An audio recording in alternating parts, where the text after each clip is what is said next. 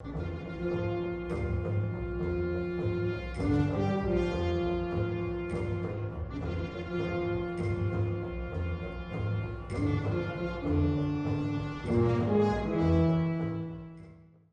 tardes a todas y todos. Qué gusto que estén acá con nosotros. Bueno, primero que nada quisiera hacer explícito mi agradecimiento al doctor Jorge Linares, que ha tenido esta muy atinada iniciativa de hacer una cátedra colectiva en donde abordemos el pensamiento y la obra de Eduardo Nicol, ¿no? Como seguramente ya les habrá adelantado la sesión pasada el doctor Linares, y también si ya tuvieron acceso a los materiales que están en el aula virtual del Classroom, ¿verdad? Pues habrán notado que Nicol, bueno, pues fue un pensador, un filósofo de primer orden, en realidad, muy importante, dentro de estos pensadores que llegaron con el exilio español, ¿verdad? Y bueno, pues Eduardo Nicol es de los filósofos que aquí en México no solo culmina su formación académica, no olvidemos que su doctorado lo obtiene aquí en México, ¿sí? Y pues construye, precisamente por esa misma razón, toda su obra filosófica, todo su sistema, lo construye aquí, en estas aulas, y en lo que fue también el Seminario de Metafísica, ¿no? donde participaron muchos de nuestros maestros del Colegio de Filosofía, incluso de otros colegios, como por ejemplo Mercedes de la Garza, que es profesora del Colegio de Historia, investigadora. Y bueno, pues después llegaron las siguientes generaciones, que por cierto encabeza entre ellas mi querido Jorge, y bueno, pues después vinimos todos los demás. Decía Eduardo Nicol, que le decía a sus alumnos del seminario, ¿no? Que ellos eran sus hijos, digamos, ¿no? Y lo que él quería era generar nietos, justamente, ¿no? Que sus discípulos, sus alumnos, pues contagiaran, esta palabra no la decía Nicol, la digo yo, pero en cierto sentido que transmitieran, pues, en todo caso, la obra, el pensamiento, fundamentalmente la intención de pensar conjuntamente y desde luego de cara a nuestro mundo, ¿no?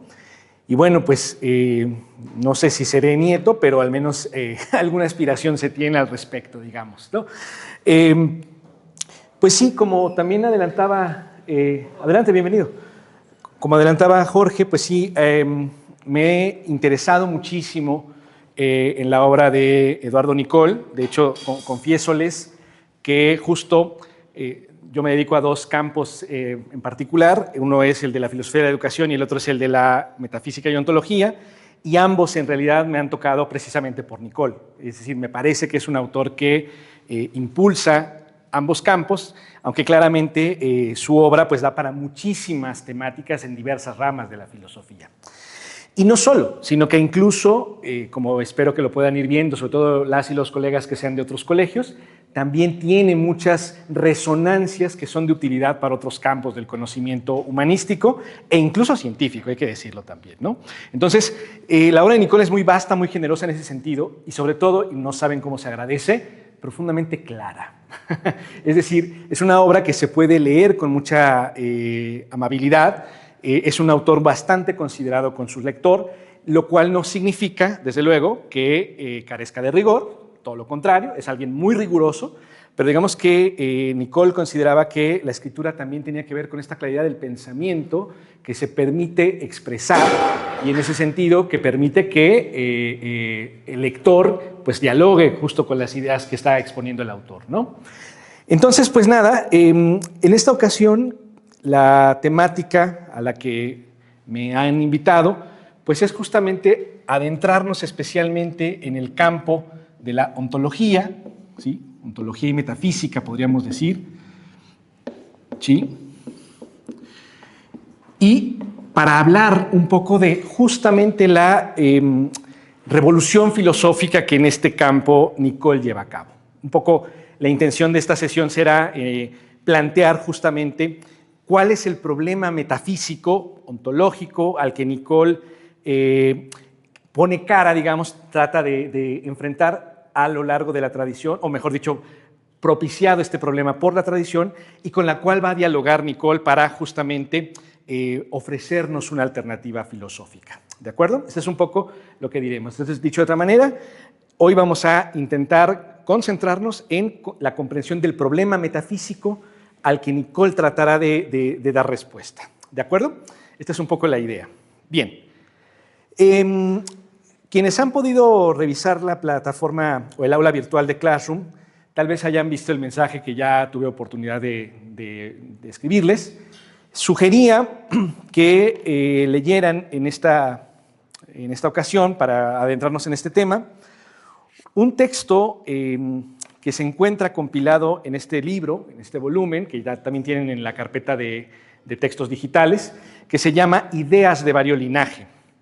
Este libro es en realidad un texto póstumo, ¿sí? Bueno, lo alcanzó a ver Nicole todavía, pero ya literalmente estaba en agonía, y pues sale publicado prácticamente en el momento un poquito después de que ha fallecido Eduardo Nicol en 1990. Entonces, Ideas de variolinaje fue la compilación de varios artículos y conferencias, algunas de ellas incluso en otros idiomas que fueron traducidas al español, para pues justamente ofrecernos este panorama que complementa, enriquece y a veces incluso hasta engarza la obra sistemática que se alcanzó a publicar, desde luego, ¿no? La obra que publica Nicole en vida.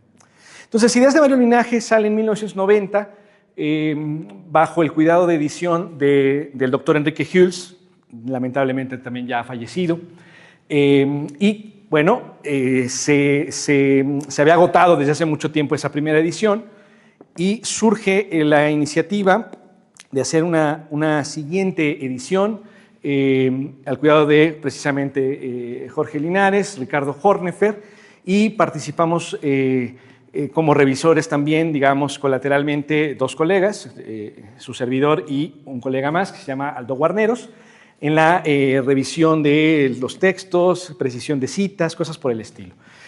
Ha salido la publicación, está todavía disponible hasta donde yo he observado y también se puede descargar gratuitamente en la facultad. Y no echen en saco roto el dato porque en verdad es una muy buena manera de entrar al pensamiento de Nicole, ¿vale? En este sentido, les decía que proponía la lectura de uno de los artículos que están en la primera sección, que se titula Fenomenología y Dialéctica. Este artículo, Fenomenología y Dialéctica, intenta justamente abordar precisamente por qué ha habido un problema en la tradición filosófica que no logra notar y por lo tanto no concilia estas dos actividades o estas dos nociones. Nicole va a sugerirnos que es necesario comprender la implicación entre la fenomenología y la dialéctica para poder superar lo que consideraba él era la gran crisis de la metafísica que surge precisamente desde el mundo griego antiguo, ¿vale? Por eso este texto que les sugiero me parecía muy pertinente porque nos coloca de lleno en el problema filosófico que le interesaba atender a Nicole desde el punto de vista de la metafísica y de la ontología, ¿de acuerdo? Pero bueno, como ya se habrán percatado, pues hay varias nociones que exigirían un poco de esclarecimiento. Sé quizá quienes están en filosofía que a lo mejor no lo requerirían tanto, pero me voy a permitir intentar esclarecerlo para ustedes, pero también para nuestros colegas que no son de filosofía.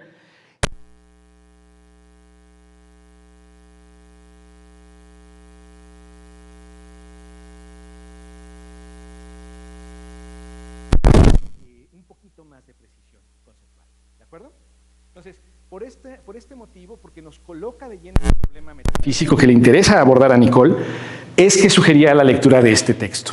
Y lo que vamos a hacer ahora es precisamente adentrarnos justo en la comprensión misma del problema. ¿De acuerdo? Bien, entonces, una primera cosa que me importa mucho recordar o enfatizar es que para Nicole era fundamental reestablecer y reivindicar justamente el nombre metafísica. ¿Sí? Como seguramente sabrán, la palabra metafísica es un término que en filosofía tiene larga data, ¿no? Nada menos reconocemos la obra de Aristóteles, una de las más importantes, con ese título, ¿no? Metafísica. Sin embargo, y esto Nicole lo sabía perfectamente también, la palabra metafísica ha tenido muy mala prensa, ¿sí? Incluso me atrevería a decir que nació maldita la palabra. Entonces, claro, es una palabra que tal vez alguna o alguno de ustedes lo sepan muy bien, pero en realidad procede de un ejercicio de catalogación bibliográfica, tal cual, ¿sí? Allá por el siglo III, segundo, tercero después de Cristo, noten ustedes que Aristóteles vive en el siglo IV, III antes de Cristo, ¿sí? Es decir, prácticamente 5 o 6 siglos después de que Aristóteles escribía y filosofaba en el Liceo, 5 siglos después por lo menos, un bibliotecario, Andrónico de Rodas, ¿sí?, cataloga los textos de Aristóteles y se percata de que hay una gama de libros, de rollos, pues, ¿no?, que hablan precisamente de algo así como causas últimas, principios primeros, valga la redundancia, que sostienen y soportan a la realidad entera, ¿sí? Entonces, el bibliotecario dice, bueno, esto suena sí a lo que tratarían estudios sobre la naturaleza, sobre la física, pero como que hablan de algo distinto también. Como no tenía manera de ubicar por la temática cómo llamarles, agrupa esos libros en una cosa que cataloga como ta metafísica. Literalmente los rollos que están más allá de los rollos que hablan de física. Ese es el origen egregio de la metafísica, ¿sí? Después, siglos después, desde el mundo medieval por lo menos, es decir, desde el siglo XII, desde el siglo XIII, después de Cristo, con el advenimiento de la escolástica en las universidades medievales europeas, metafísica se mantiene, pero ahora adquiere una dimensión o una significación metafórica, refiriéndose a que la metafísica estudia aquello que está más allá, el prefijo en griego meta significa más allá, aquello que está más allá de lo físico. Pero claro, en ese momento por físico entienden lo que captamos empíricamente, con los ojos, con los oídos, con la piel, con la nariz, con la boca, ¿no? Todo lo que está más allá de lo empírico sería metafísico. Y a eso solo se logra llegar a través de la razón, del intelecto, de los conceptos. Entonces, la metafísica comienza a tener este campo de estudio que remite a realidades o a objetos que, aunque están ahí en la realidad, sin embargo, no son perceptibles de manera inmediata. Y ojo con esto que estoy diciendo porque nos conecta con parte del problema que Nicole señala, ¿vale? A partir de entonces, la metafísica toma esta dimensión de estudio de esas cosas que están allí, pero que no se alcanzan a apreciar. Y esto suscitó muchos problemas, desde luego. Cuando llegamos al siglo XVIII con Immanuel Kant, ¿sí?, antes de él incluso ya había un poquito más de discusión al respecto, pero con Kant es explícito que esa cosa llamada metafísica como que era un estudio en donde se persigue a sí misma nada más, ¿sí?, como que da vueltas y vueltas, pero no ofrece ningún avance en el conocimiento. Para la época de Kant, no olvidemos, ya estamos en la Ilustración, ya pasó Newton, ya pasó Copérnico, evidentemente, ya pasó Galileo. Entonces, como que en el conocimiento de la física, por ejemplo, ya tenían muy claro ciertos avances.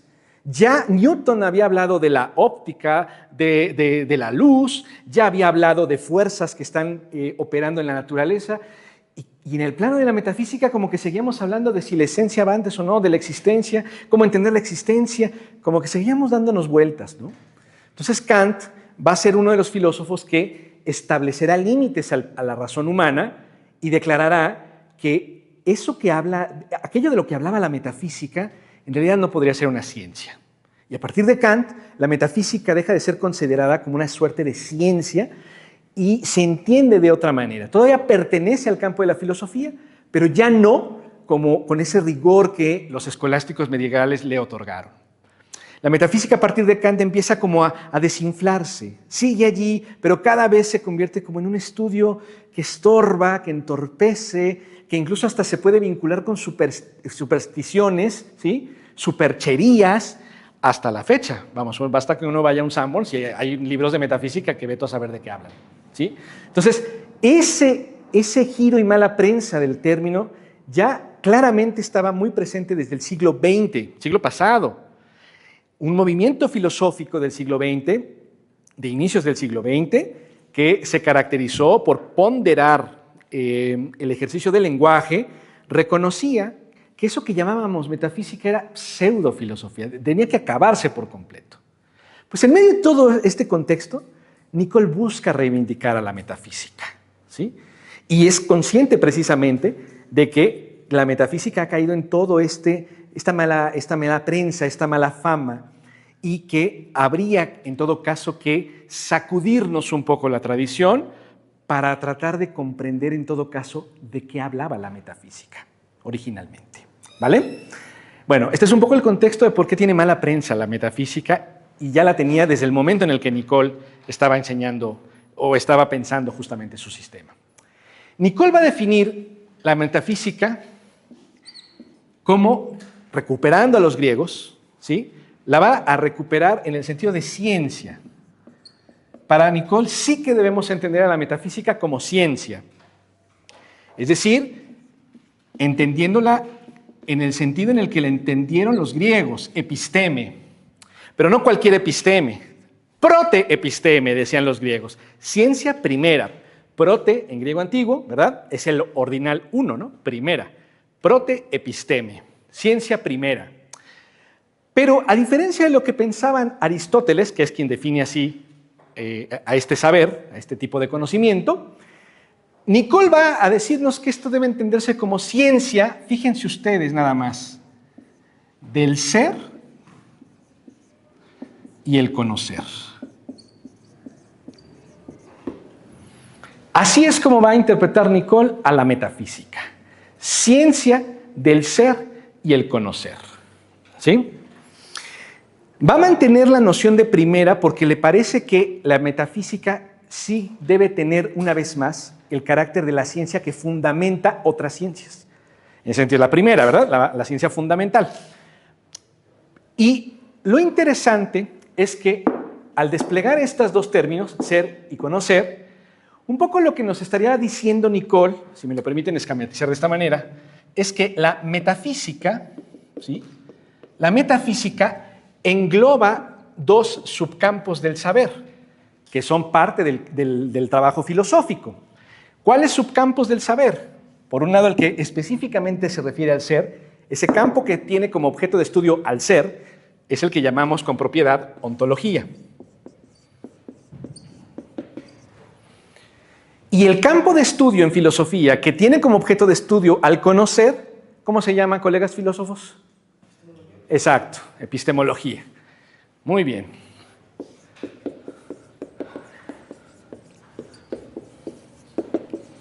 ¿Sí?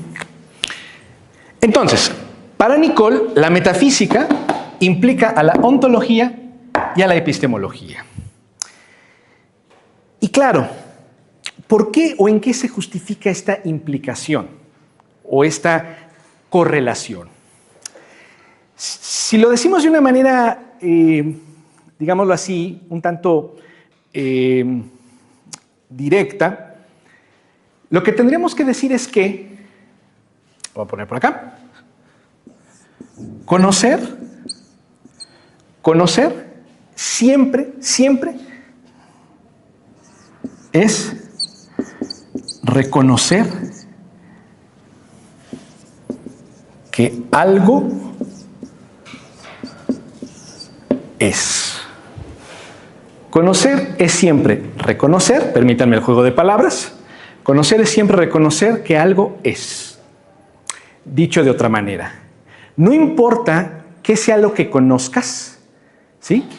El primer dato que captas al momento de conocer es el hecho de que aquello que conoces es.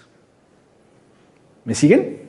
Ese es te revela que lo primero que te das cuenta, de lo primero de lo que te das cuenta, es del ser. Conocer siempre implica, conduce indefectiblemente al ser. ¿Me siguen hasta aquí? Y por supuesto, siempre está la tentación, y es un problema epistemológico, desde luego. Nuestros colegas expertos en el área tienen una profundidad temática muy importante al respecto. Porque claro, siempre puede decir, bueno, muy bien, pero ¿qué es conocer? ¿Qué quiere decir conocer? Bueno, a sabiendas de que en realidad tratar de responder a esta pregunta nos mete en una temática muy compleja y muy profunda y que incluso reconoceríamos diversos niveles o diversas capas de eso que llamamos conocer, ¿sí? Asumiendo que eso está así, pues, es una condición de la epistemología. Sin embargo, me voy a permitir en este momento, solamente en este momento, tratar de invitarles a que empleemos el verbo conocer en el sentido más amplio posible, en el sentido más extenso posible. ¿Qué quiero decir con esto? Que nosotros en el lenguaje cotidiano, en el habla cotidiana, ¿verdad?, usamos la palabra conocer en diversos sentidos. Por ejemplo, cuando dices, oye, ¿conoces a Carlos Vargas? ¿Sí? Bueno, quienes hoy tienen la oportunidad de conocerme ya podrán decir, sí, lo conozco, pero en el sentido de lo ubico, alguna noticia tengo, ¿sí me explico? O sea, tienen un saber muy superficial de mí, ¿sí? Oye, ¿conoces Veracruz? Ah, sí, ubico. Ajá. Incluso el nombre, aunque sea, ¿no? Tal vez nunca he ido, pero sé que existe, por lo menos, ¿no? Entonces, usamos conocer en el sentido laxo, genérico de ubicar, de tener nociones, aunque sean vagas, ¿no? Pero también utilizamos el verbo conocer en el sentido más estricto de ser expertos y dominar todo lo que se puede saber de un determinado objeto. Como por ejemplo cuando eres fan de un anime y te sabes todo, hasta el signo zodiacal del autor del anime, ¿sí? Cuando sabes así a cabalidad todo, también dices que conoces, ¿me explico? Cuando nos metamos en epistemología directamente, habrá que diferenciar que una cosa es conocimiento y otra cosa es creencia, otra cosa es diversos niveles, digamos. Pero ahora mismo estoy tratando de decirles e invitarles que comprendamos al conocimiento en toda esa gama tan amplia en la cual de hecho utilizamos la palabra conocer, tanto en lo más superficial y efímero como en la expertise más certera que puede llegar a tener alguien sobre algo. ¿Me siguen hasta aquí? En toda esa gama de conocer, en lo más laxo y superficial o en la expertise más sesuda y certera, en toda esa gama siempre está el ser. Siempre aparece que aquello que conoces es. ¿Sí me siguen? No hay un nivel cero de ser. Conocer siempre es llevarte al ser. ¿Hasta aquí vamos bien? Bien, ok. Entonces, Nicole, con base en estas ideas, es que por ello sabe que la metafísica, cuando se articula, tiene que reconocer este binomio. Todo conocer implica el ser, desde luego. Muy bien, ahora, ¿por qué es importante recordar esto, o mejor dicho, tener presente esto? Porque un poco lo que estaría diciéndonos Nicole, ¿sí?, es que es menester, dice Nicole, lo dice prácticamente desde los años 50 del siglo pasado, dice Nicole, es necesario hacer una reforma de la filosofía.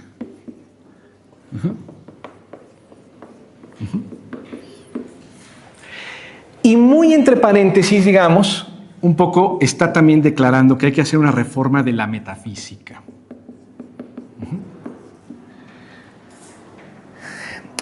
El texto que les he recomendado para la lectura, Fenomenología y Dialéctica, precisamente parte de una consideración llamativa. Nicole fue un autor que le interesaba mucho comprender el fenómeno de las revoluciones o las reformas que llevaron a cabo los sistemas filosóficos de la época moderna. Es decir, Descartes, Kant mismo, por supuesto, los empiristas británicos un poquito antes, Hume, Locke, ¿sí? Le interesaba comprender, aparte de los contenidos teóricos de esos autores, que dominaba bastante bien Nicole, le interesaba preguntarse por qué esos autores sean una especie de revolución en el pensamiento. De hecho, Kant, algunos de ustedes seguramente lo sabrán, ¿no? Pero Kant se concibe como un gran filósofo de la revolución, le llaman el de la revolución copernicana inclusive, ¿no? Es alguien que literalmente altera, cambia, marca un antes y un después en el pensamiento, ¿sí? Entonces, una de las preguntas que suelen guiar a Nicole en los análisis de esos sistemas filosóficos es en qué consiste esa revolución y esa reforma. Y Nicole reconoce que, en efecto, siempre esto implica, ¿sí?, y lo podemos ver desde el prefijo de la palabra reforma, Esto siempre implica un volver a lo original. Toda revolución, toda reforma es un ejercicio de regreso a lo que fundamenta las cosas. ¿De acuerdo? Cuando hablamos de una reforma de la filosofía y de la metafísica, lo que queremos dar a entender es que es urgente volver a los orígenes del filosofar.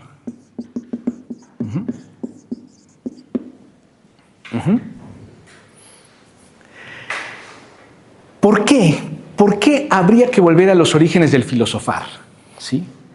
Bueno, entre otras cosas, porque justamente algo nos deja ver que la propia filosofía, decía Nicole, siglo XX, la propia filosofía y desde luego particularmente la metafísica, ya no están agitando al pensamiento, están como en una suerte de estancamiento. Más adelante incluso dirá, están en crisis y todavía peor, está agonizando, se están por morir la filosofía, la metafísica y si me empujas tantito más, las humanidades enteras. ¿Sí? Están en crisis. Y hay una crisis, dice Nicole, porque de hecho se ha perdido un poco el horizonte de qué es lo que originaba a ese pensamiento, a ese tipo de pensamiento. Hay que volver a los orígenes del filosofar. Y Nicole, al volver a los orígenes del filosofar, por eso nos invita a reconocer dos cosas, por lo menos. La filosofía, ¿sí?, es ella misma, o posee en su esencia más propia, esto que dije es una redundancia, lo que reconoce como más propio del filosofar, o una característica inherente del filosofar, es que tiene una condición histórica.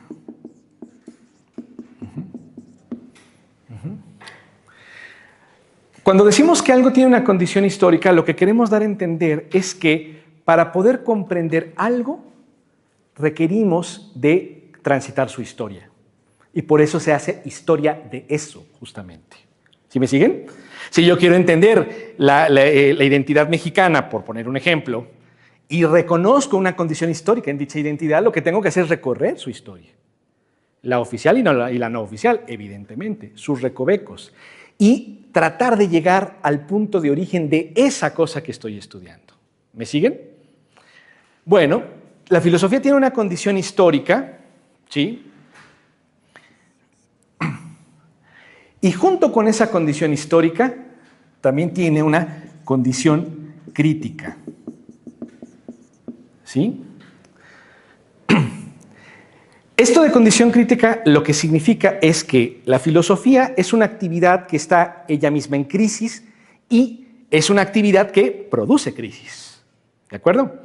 Y esas crisis se deben precisamente a una continua tensión del pensamiento. ¿Hasta aquí vamos bien? Esto se empieza a poner un poquito espeso. Son las 4:30, tal vez tienes hambre o ya comiste, estás en la digestión, son temas difíciles para este momento, yo sé, pero un poco vamos paso a paso, ¿vale? Bien, entonces, teniendo presente estas condiciones y teniendo en cuenta que para hacer una reforma de la filosofía tenemos que irnos a los orígenes, ¿sí? Nicole empieza a plantear lo siguiente, y aquí lo vamos a conectar con lo que decíamos del ontológico y lo epistemológico, es decir, con el conocer y el ser. Dice Nicole, es interesante que desde su origen dos términos son la clave del pensar: ser y tiempo. ¿Sí? Nicole incluso llega a reconocer entre los contemporáneos, es decir, sus contemporáneos, se está refiriendo muy particularmente al alemán Martin Heidegger, él tiene incluso un libro con ese título, Ser y Tiempo. ¿Sí? Este es el problema más originario, piensa Nicole, justamente de la metafísica y del pensar filosófico. Obviamente, una vez más, esto exige que tengamos que comprender al menos una noción general del concepto ser y el concepto tiempo. ¿De acuerdo? Permítanme sustituir un poco la palabra tiempo por la palabra devenir. Incluso si quieren, la podemos sustituir un poco por la palabra cambio. ¿Sí? Nicole reconoce que precisamente el hecho de que estos dos conceptos sean la base del primer gran problema metafísico, ¿sí? Justamente por ello, ¿no?, comienza a tener sentido por qué la filosofía no ha logrado ser fenomenológica y dialéctica a la vez, ¿vale? Pero ahorita vamos a hablar de fenomenología y dialéctica. Primero lo del ser y el tiempo. Fácil, cosas fáciles. Muy bien. Fíjense ustedes.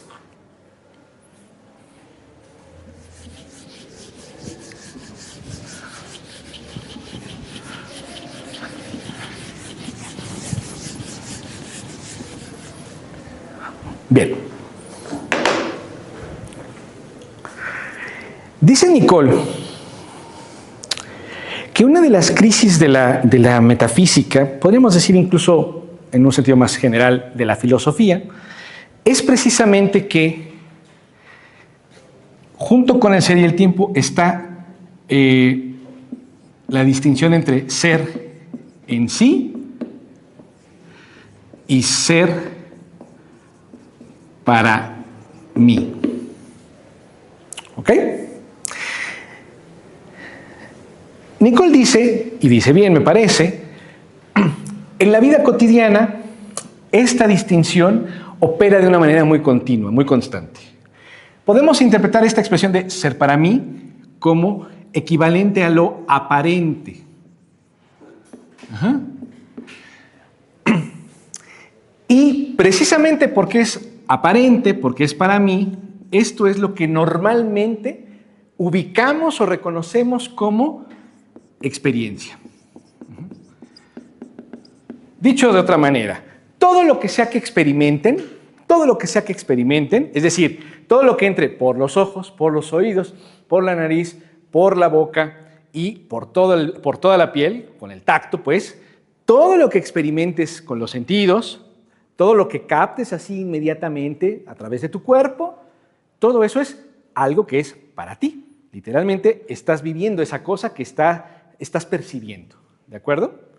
Y en tanto que lo estás captando así, es algo aparente, es decir, algo que aparece ante ti. ¿Me siguen? Es como si de este momento, ahora mismo, ¿no?, estás muy tranquilo, poniendo atención, todo tu esfuerzo por comprender qué demonios es el ser, ¿sí? Y en esa comprensión de pronto te llega un aroma, ¿no? ¿Pan qué? No quiero desatar el hambre de nadie, pero bueno, puede pasar, ¿sí? Te llega un aroma, ¿ves? Te llega un aroma, literalmente aparece el aroma, ¿no? Estás teniendo una experiencia y la estás viviendo en tanto que conscientemente para ti, ¿sí? Es algo que te está ocurriendo. ¿Me siguen? Eso, dice Nicole, lo entendemos todos de una manera cotidiana sin mayor inconveniente.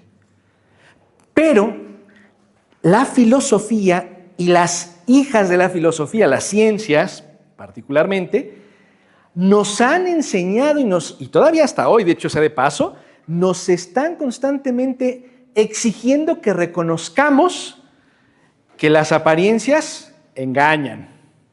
Que bueno, eso a lo mejor tú lo percibes, pero quién sabe si es realmente el caso. ¿Sí me siguen?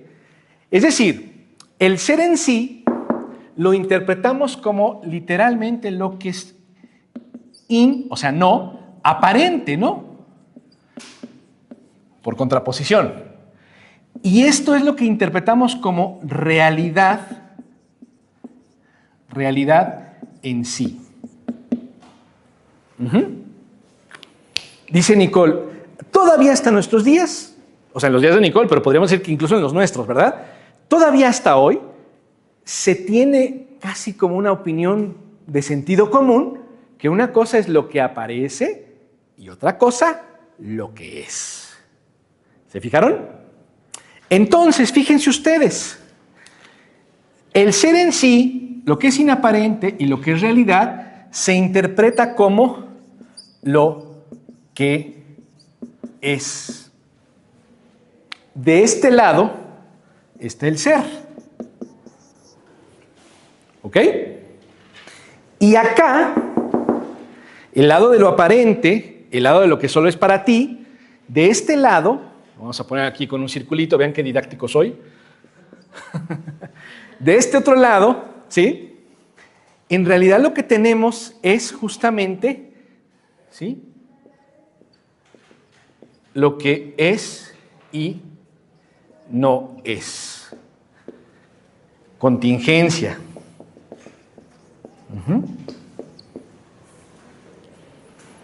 ¿Por qué? Pues porque pues sí me huele a panqué, pero tal vez no es eso. A lo mejor tengo una enfermedad, a lo mejor es mi imaginación que se lo está figurando y ya, pero no está ahí. ¿Me explico? Es que en lo aparente, colegas, fíjense, pasa este fenómeno de que algo aparece, pero al igual y no es. O sea, es y no es. ¿Se fijan en este juego? Bien. Precisamente, en este plano, no llego a ningún tipo de certeza, no llego a ningún conocimiento. Por tanto, tengo que por ello sospechar de esto. Incluso tengo que tratar de evitarlo. ¿Para qué? Para adquirir esto. Si quiero conocimiento de verdad, tengo que esforzarme por captar esto. Y para captar esto, el esfuerzo tiene que ir negando o superando, no haciéndole caso a esto de acá. ¿Sí me siguen? Es decir, el esquema que ahora les estoy tratando de presentar, dice Nicole, es un esquema que nos ha ofrecido la tradición filosófica desde hace mucho tiempo atrás. Nos han dicho, y dice Nicole, y nos dijeron los griegos, ahí está el gran tema, que desde el origen mismo del filosofar, que para Nicole es muy claro que es en Grecia, desde el origen mismo de la filosofía, se nos enseñó que lo aparente, que lo inmediato, que lo que captamos con los sentidos, pues es susceptible de ser equivocado, es susceptible de estar errado, ser falso. Y aunque tiene cierta presencia, sin embargo, no es. Qué curioso, ¿no? Que algo tenga presencia, pero no sea. Es como una paradoja, ¿se fijan? Y entonces, para superar esta paradoja, tengo que poner a un lado, poner como entre paréntesis, hacer una pausa de eso, y concentrarme en lo que auténticamente queda ahí siempre. ¿Me siguen? ¿Sí? ¿Y desde dónde empieza esta separación? Te podrías preguntar. Y si no te lo has preguntado, yo te invito a que te lo preguntes. ¿Desde dónde va a empezar esto? Dice Nicole. Concretamente, Nicole le pone nombre, y casi que hasta apellido, al filósofo griego que como que separa estos dos ámbitos. El nombre es el del gran filósofo griego Parménides. Parménides de Elea.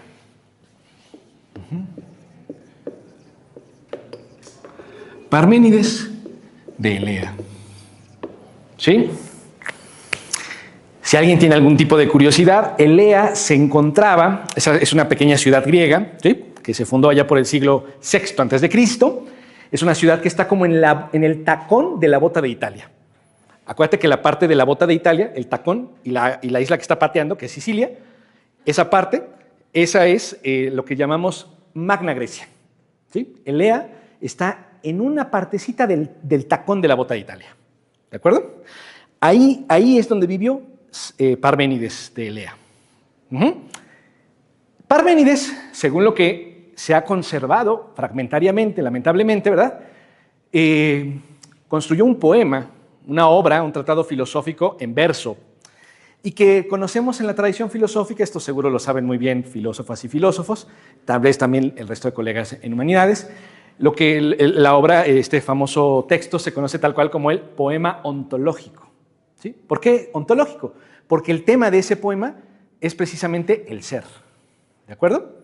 Bueno, entonces, Parménides nos cuenta en ese poema, ¿sí?, se ha rescatado por fortuna la parte introductoria al tema, ¿sí?, que se conoce como proemio, y en el proemio Parménides nos ofrece toda una descripción, en tanto poema, pues de naturaleza mítica, ¿no? Y entonces empieza a contar Parménides que a él lo conduce un carruaje con unas doncellas que es jalado el carruaje por unas yeguas, y que la están llevando ante la presencia de una diosa. Vean cómo toda la parte mítica, ¿no? Un carruaje que doncellas conducen y lo van llevando ante una diosa. Y dice Parménides, cuando llegamos a las puertas del templo, que veto a saber dónde es, o sea, él no acaba de ubicar exactamente dónde está, ¿verdad? Aparece la diosa Dike, Dike Dikaiosine, que es la diosa justicia. Dike es justicia en griego antiguo. Dike. Y ella tiene las llaves, abre la puerta y le dice al joven Parménides, bienaventurado muchacho, así muchacho en griego y todo, no, joven bienaventurado, no es un camino lamentable ni accidental el que te ha conducido acá, ¿sí? Y vas a pasar ante la diosa que te va a revelar la rotunda verdad, literalmente la verdad redonda, como una esfera. Ándale. Y entonces pasa, no sabemos qué diosa es esa que le va a revelar la verdad, no tiene nombre, pero esa divinidad le dice a Parménides, te voy a decir que el resto de mortales yerran en el camino del conocimiento y confunden lo que es con lo que no es, justamente. Y en rigor, lo que tienes que entender es que lo que es tiene características. Lo que es redondo, como una esfera. Y entonces, lo que es no tiene más ser acá y menos ser allá. Lo que es homogéneamente ser. ¿Sí? Como una esfera. ¿Me siguen? Lo que es, además de todo, siempre ha sido. No tiene origen y no tendrá final. Lo que es, por lo mismo, no es accidental, es necesario. Y es imposible que deje de ser. Los bicéfalos, le llama la diosa, o sea, los que tienen como dos cabezas, o sea, hoy diríamos casi como los esquizofrénicos, ¿no? Con todo respeto. Los que tienen dos cabezas, ¿sí? Pobrecitos, porque creen que hay ser y no ser. No, y no se enteran de que el no ser no existe. ¿Ok? Y dice más cosas la diosa, pero ya no me acuerdo tanto del poema. Otro día se los platico con calmita. Después de este relato, lo que tenemos que retomar o retener un poquitín es el asunto siguiente. Según Parménides, el no ser, lo pongo así con todo un guioncito, el no ser, ¿sí? No existe. ¿Ok? ¿Hasta aquí vamos bien? Vale. Esto tiene unas implicaciones terribles, colegas. ¿Por qué? Porque si no existe ninguna manera de algo llamado no ser, entonces no existe la diversidad de objetos ni tampoco el cambio en el tiempo. Tú me puedes decir, ¿qué? A estas horas, profe, nomás no se entienden estas cosas. Ahí te voy, más despacito. Fíjense. Lo que es decir, el ser, lo que es, o sea, el ser, siempre es en el presente.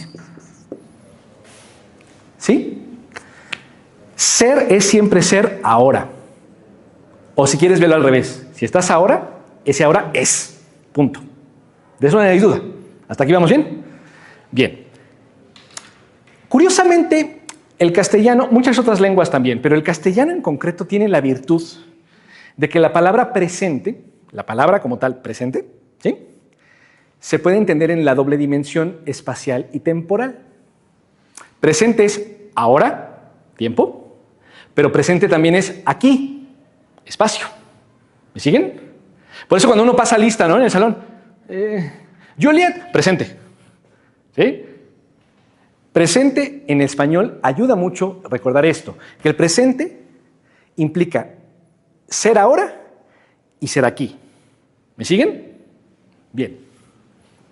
Entonces, aquí y ahora.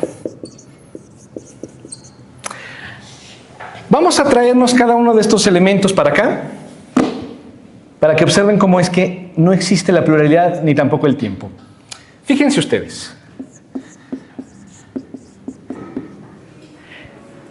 Para que tú ubiques el allá o el acullá, el enfrente, el atrás, el arriba, el abajo, es decir, para que tú ubiques alguna situación específica, alguna localidad en el espacio, tu punto de referencia siempre es el aquí, ¿de acuerdo?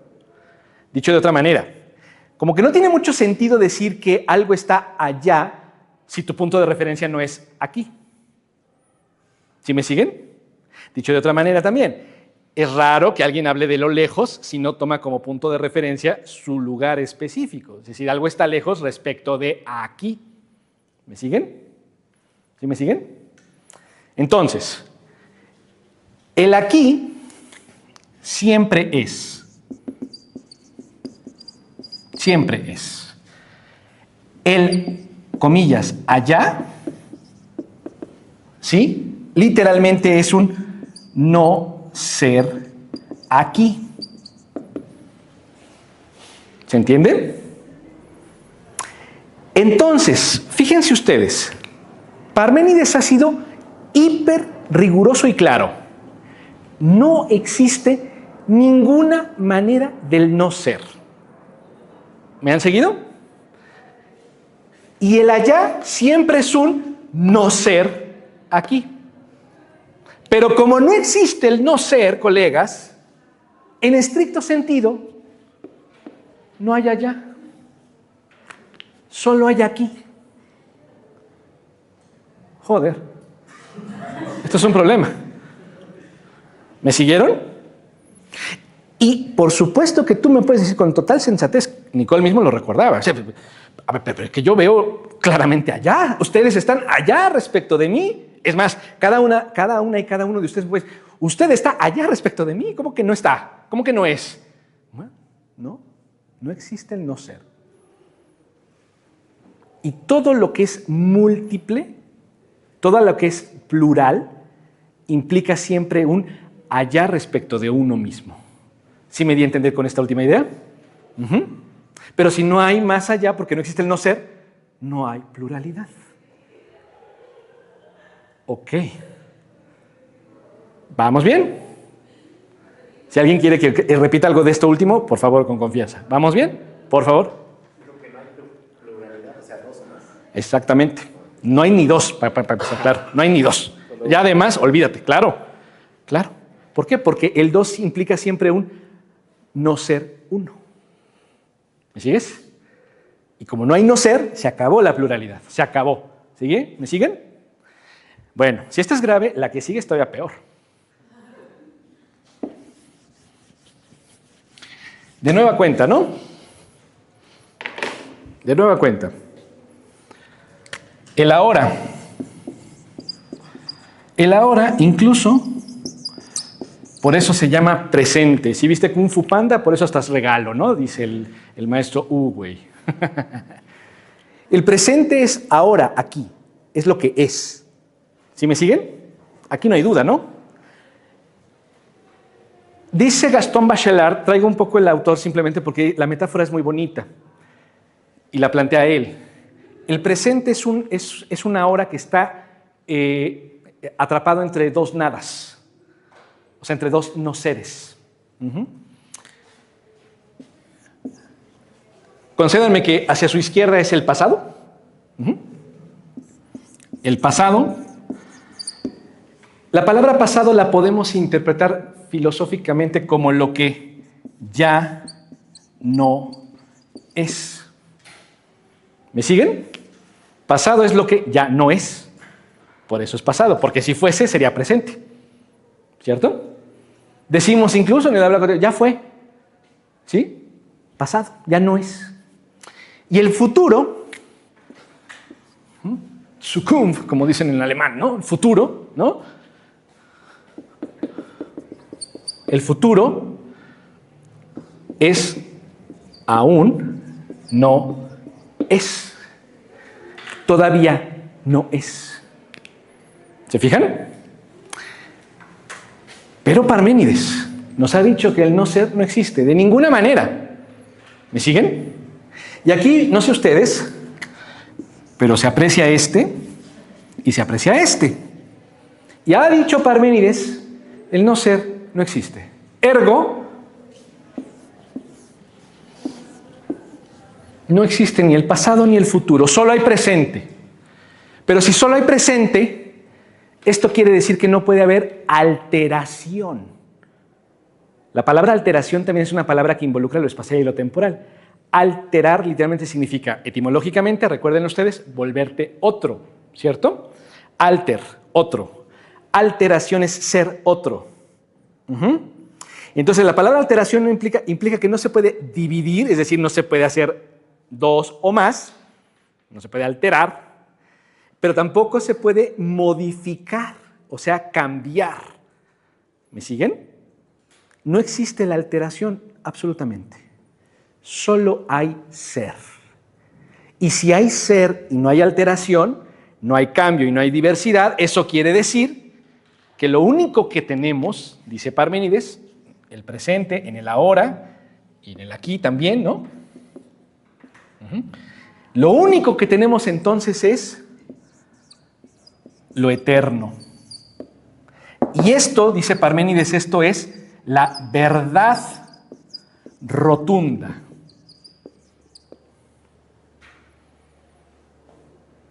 Y dice Parménides, y a partir de él, por eso decimos, claro, el ser en sí es la realidad en sí. Esto es lo que es, esto es el ser. Y ahora le agregamos, y esto es la verdad. Y esta es eterna. ¿Y esto? Oh, acá está lo aparente, lo que tú crees. Fíjense, aquí estaría por eso la creencia u opinión. Mientras que acá está la certeza, el saber científico de verdad. ¿Sí? Acá la creencia, la opinión, lo aparente, la experiencia, lo que es y no es, lo contingente. En suma, todo esto de acá es falso. Mientras que acá está la verdad. Hombre, esto es raro. Esto es choqueante, no sé si les pasa. A lo mejor no por la hora, pero ya vimos que no ha pasado la hora, en realidad no ha pasado el tiempo. Es raro, ¿no? Porque en tu vida claramente captas que estás cambiando, que hay cambio. ¿Sí? ¿Qué está pasando? Claro, dice Nicole, claro, es que el problema es que con Parménides y toda esta explicación, lo que empezamos a vivir es la gran crisis metafísica que separa la evidencia que tenemos constantemente. ¿Cuál es esa evidencia? Pues que hay pluralidad y que hay cambio. Esto es algo literalmente obvio, es evidentísimo, ¿sí? Cada mañana que te ves al espejo, aunque te veas siendo el mismo o la misma, has cambiado. No puedes evitar, y es evidente, ¿sí? Hay días en donde la evidencia hasta te duele, ¿no? Ah, no, man, esta arruga no estaba, viejo. Esta cana. O había más pelo. ¿Sí? El cambio lo notamos. ¿Cómo que no es? ¿Cómo que no existe? ¿Cómo que es falso? ¿Me siguen? Esto es contraintuitivo. Hasta aquí se va entendiendo la cuestión. Esta es la gran crisis que desata la metafísica a partir de Parménides en Grecia antigua. Y el asunto, dice Nicole, es que los sistemas filosóficos posteriores intentaron resolver ese problema. Platón, nada menos. A lo mejor, aunque sea de una manera muy superficial, se acordarán, quienes no han estado en filosofía, tal vez han revisado muy rapidito, quizá Platón, pero bueno, tal vez hay alguna noción mínima de esta famosa teoría de las formas, la teoría de las ideas, que para Platón, ¿sí?, la realidad de veras, ¿verdad?, era un conjunto de entidades no materiales que son los modelos de las cosas que podemos percibir. Si yo veo ese árbol, es porque ese es una copia que participa de un original que está en un lugar uránico, en el cielo celeste, ¿sí? Y eso de allá arriba es lo que es realmente, mientras que ese que percibo es una copia. Entonces Platón hereda la tesis de Parménides también. Lo aparente es falso, mientras que lo real está más allá de lo evidente. ¿Sí? Hasta suena eslogan, ¿no? Más allá de lo evidente. Aristóteles, que se empeña en decir, no, nada de que está allá arriba la idea y esto es una mera ficción. No. está pegado, está junto, está en el espacio mismo de la cosa. Ahí está lo sustancial, maestro Platón, le dice Aristóteles. Sin embargo, pese al esfuerzo de Aristóteles, sigue habiendo una diferencia. Porque una cosa es que percibo una cosa compleja, por ejemplo, esta banca, que tiene una determinada figura, un determinado color, un determinado material, ¿verdad? Pero tiene una sustancia que está ahí adentro, pero no es propiamente lo que estoy percibiendo. Aunque esté ahí lo sustancial, sin embargo, no lo veo literalmente.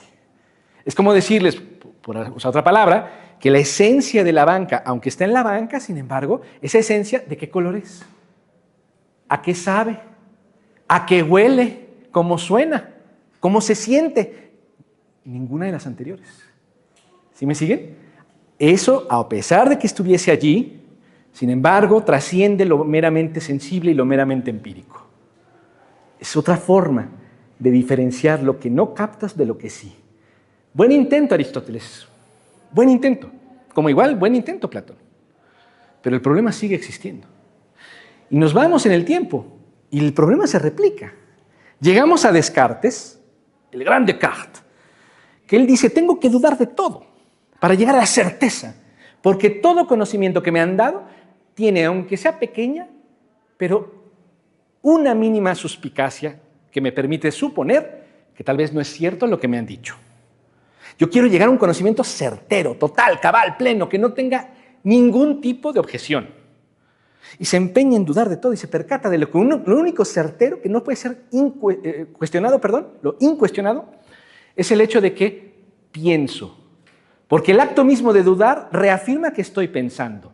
Y aquí Descartes mete una implicación un poquito de la manga, no le digan a nadie, pero la implicación que pone Descartes es claro, si algo piensa, tiene que existir. Por tanto, si pienso, existo.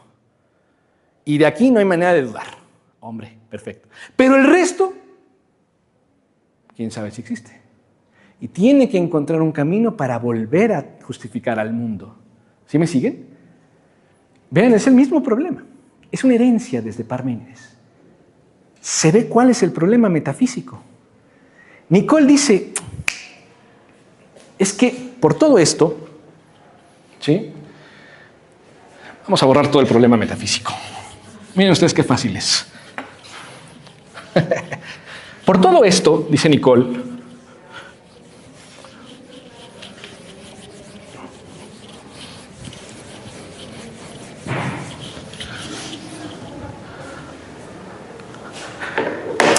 esa división entre el ser y el tiempo, entre el ser de veras y lo contingente, lo que acabo de borrar, precisamente hace que no reconozcamos que, o mejor dicho, dudamos de los fenómenos. O sea, la tesis de Parménides nos lleva a que no aceptemos los fenómenos. Aquí hay una salvedad etimológica que es importante recordar. La palabra fenómeno, ¿verdad?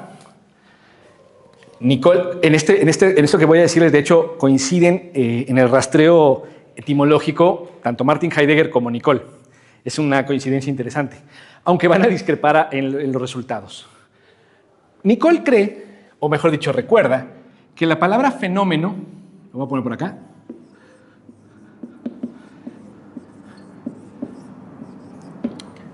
el término griego transliterado, es decir, con términos latinos, se leería así, ¿no? Fainomenon. Fainomenon. La palabra fainomenon significa, efectivamente, lo que aparece. ¿Ok? Lo que aparece. Lo aparente, también podríamos decir. ¿Sí?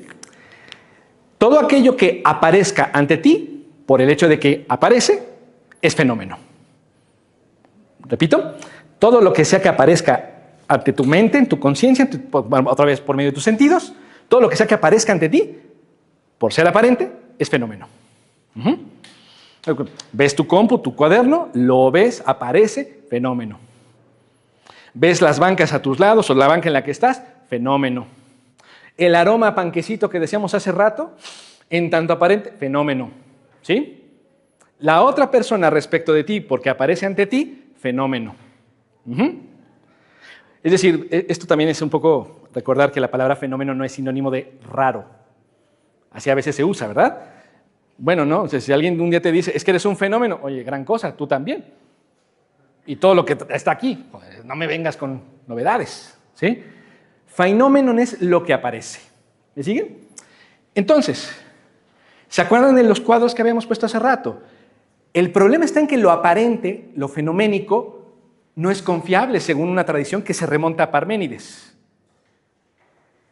Y Nicole nos dice, es que la tradición desde Parménides no se entera de que justamente en todo lo aparente, cabe incluso decir en todo, voy a poner aquí abajo, ¿no? Hola, perdón, ¿este es el aula T008? Pues 008 sí, T no. ¿Qué clase tienes? Currículum de la nueva escuela mexicana. No es acá. Ok, gracias. Sí. O hablamos de eso si quieren. ¿No?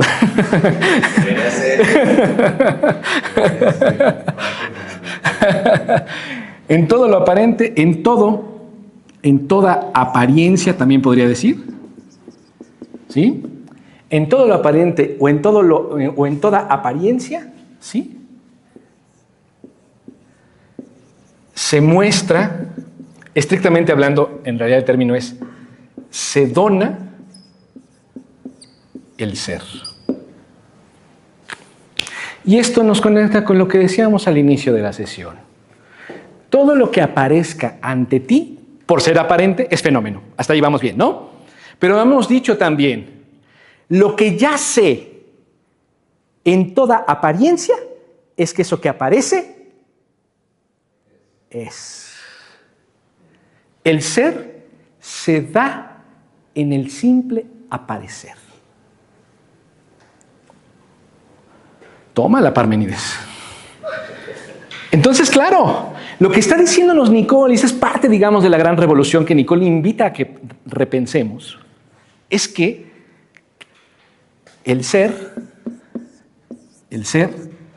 ¿sí? Es fenómeno.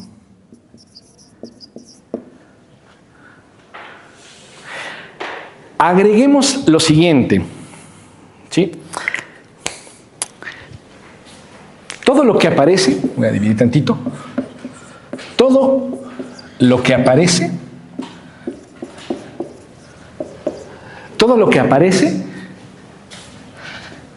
se presenta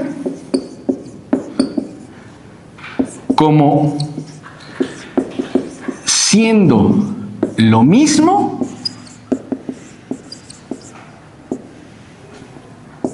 así,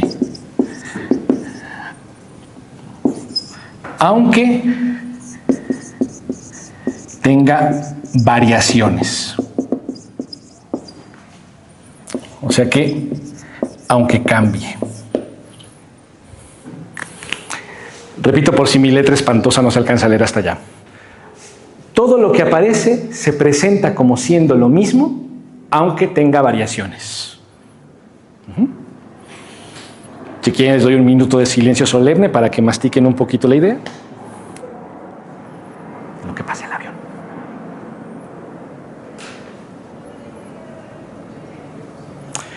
Todo lo que aparece se presenta como siendo lo mismo, aunque tenga variaciones.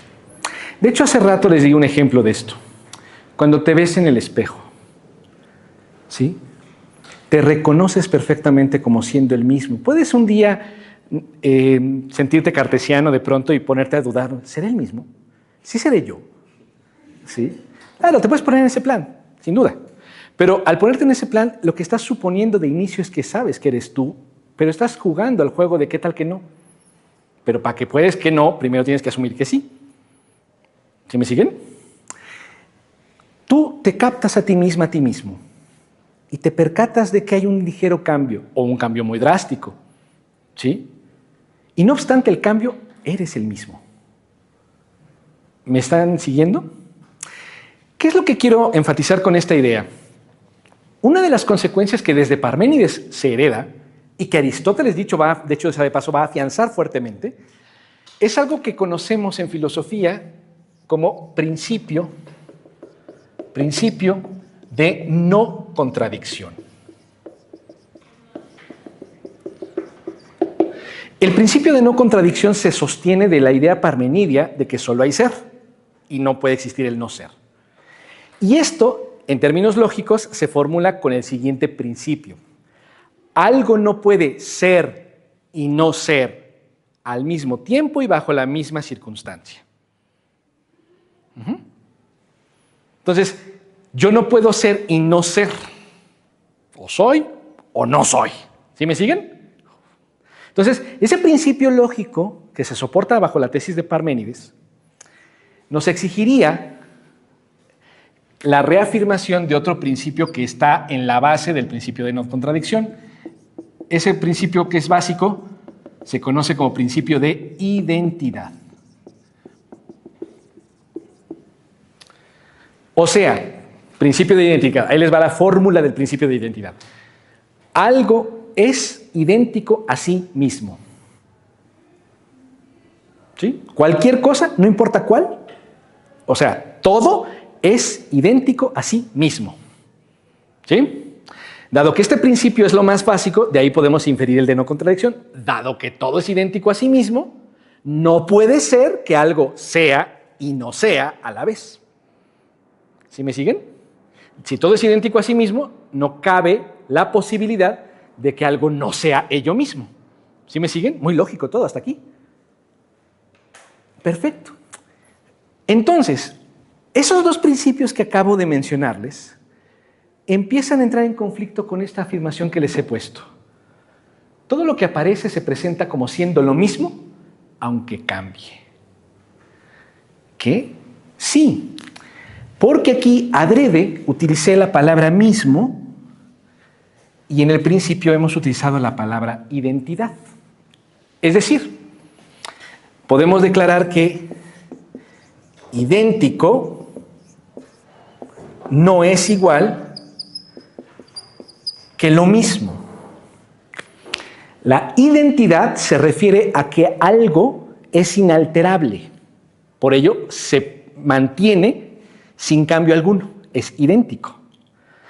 Pero la mismidad, colegas, el ser algo lo mismo, permite la comprensión de que coincidan el cambio y la permanencia. La palabra mismidad permite que convivan, para usar una metáfora, ¿verdad?, que convivan estos dos términos que parecen contradictorios, pero en realidad son complementarios. Algo puede permanecer siendo lo que es a través, ojo, a través, no a pesar, sino a través de sus cambios. ¿Sí me siguen? Esta idea de que algo permanezca, pero al mismo tiempo mute, ¿sí? Esta idea Nicole la rescata de un filósofo anterior a Parménides.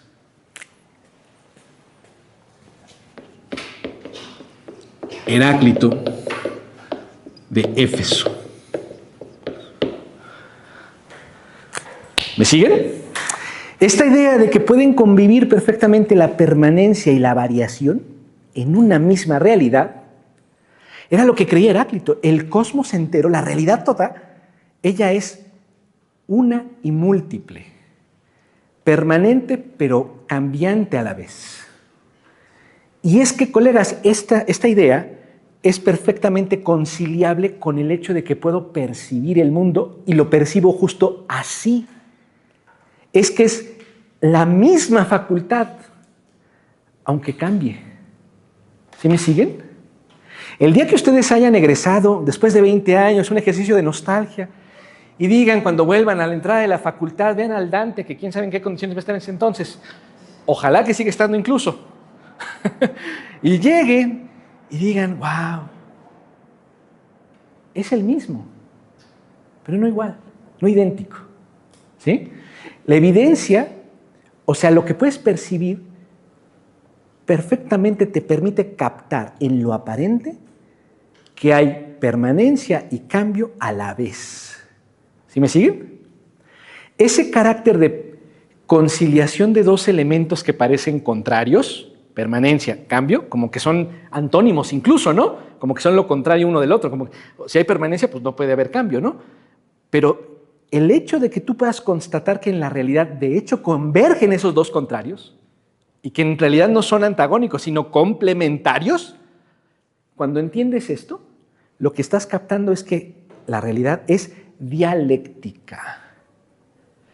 ¿Qué es la dialéctica en este sentido? De manera muy inicial, la dialéctica es la convergencia de opuestos y que no suscita contradicción. ¿Me siguieron?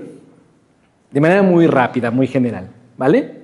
Esto es lo que nos está diciendo Nicole rescatando a Heráclito y en esa medida tratando de ir un poquito más allá del gran problema que inauguró Parménides. Entonces, ¿me di a entender con esto último, de lo de la dialéctica? La dialéctica es la convergencia de opuestos que parecen antagónicos, pero que en realidad convergen y se complementan en estricto sentido. No se confundan y no se confunden. Los complementarios de lo que hablábamos, la permanencia y el cambio, no es que al converger se fusionen. No. Simplemente se aunan, pero se mantienen diferenciados. Está lo permanente y lo que cambia, pero conviviendo plácidamente en armonía. ¿Me siguen? ¿Sí? Entonces la dialéctica nos revela esa convergencia de contrarios que ni se confunde ni tampoco se anula entre sí, digamos, o se anulan entre sí. ¿Sí? Bueno, considerando esto último que estábamos mencionando, al reconocer que en todo lo aparente se dona el ser, lo que tenemos que entonces también reconocer es que en todo fenómeno, en toda apariencia, se da el ser. Y si el ser es fenómeno, como dice Nicole, y en el fenómeno, como decíamos hace un momento, se da la permanencia y el cambio, lo que podemos concluir es que el ser aparece a través de todo lo que sea cambiante. El ser se mantiene. Y se mantiene con el cambio, no a pesar o en contra del cambio. Por lo tanto, las apariencias, si acaso nos engañan más bien porque tal vez no hemos estudiado a fondo el objeto aparente en concreto. Pero no nos puede engañar el hecho de que es. La certeza que siempre vamos a tener es que hay ser. Y eso del ser, ya no tengo que suspender la experiencia, ya no tengo que solo usar la razón para entenderlo. Basta abrir los ojos, captar sonidos, oler aromas, degustar sabores o sencillamente sentir para reconocer que hay ser. El ser es lo primero, dice Nicole, con lo que nos las vemos o las encontramos todo el tiempo. No es a lo que hay que llegar, como ha pensado desde Parménides la gran tradición filosófica. ¿Me siguen? Lo primero que conoces, por lo tanto, es al ser. Y ya después vamos a tratar de conocer concretamente las cosas. Por tanto, ¿hasta aquí me di a entender mínimamente? Por consiguiente, la gran revolución, dice Nicole, que hay que asumir es que el ser es fenómeno. Fenómenos son lo que estudia la fenomenología. Por tanto, nuestra aproximación al concepto de ser ha de ser a través de la fenomenología. Pero hay que agregar que esa fenomenología debe ser dialéctica, es decir, tiene que reconocer que lo que aparece es un acontecimiento en donde convergen contrarios, pero sin anularse ni confundirse. Habría que decir un poquito más sobre la dialéctica porque tiene que ver con el concepto de logos, pero de eso les hablo un poquito más la próxima sesión.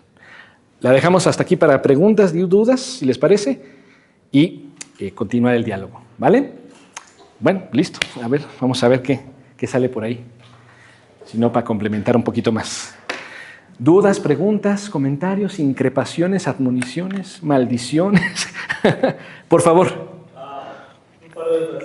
La primera es, distingue ¿Dónde está el ente en la, digamos, en la discusión? Todo esto.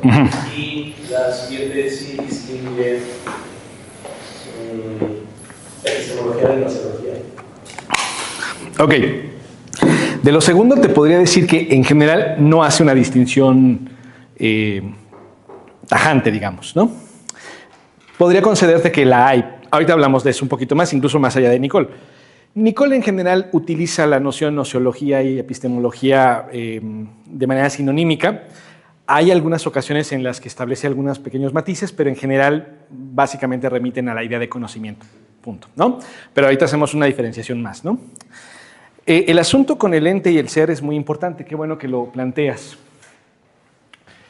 De hecho, lo pensaba abordar un poquito más en la sesión la que viene, pero lo podemos adelantar desde ahora. Y aprovechamos el tiempo. Miren.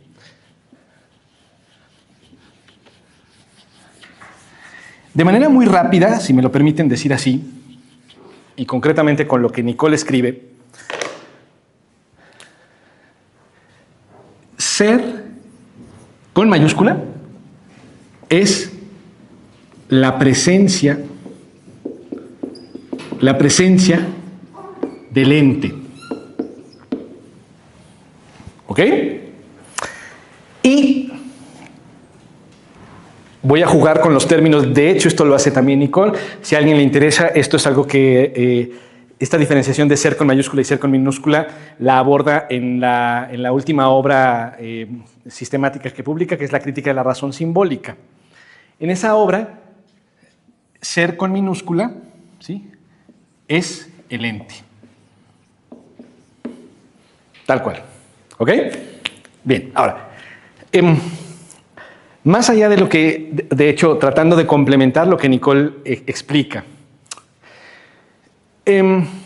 habría precisamente, con base en estas dos ideas que acabo de escribir en el pizarrón, evidentemente habría una diferenciación entre la palabra ser y la palabra ente.